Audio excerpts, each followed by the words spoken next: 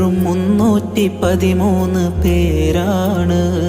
ശത്രുക്കളായിരം മട്ടാണ്. ശക്തിയായുദ്ധം സാമഗ്രി ജോറാണ്. മുത്ത് നബി സൈന്യം കുറവാണ്.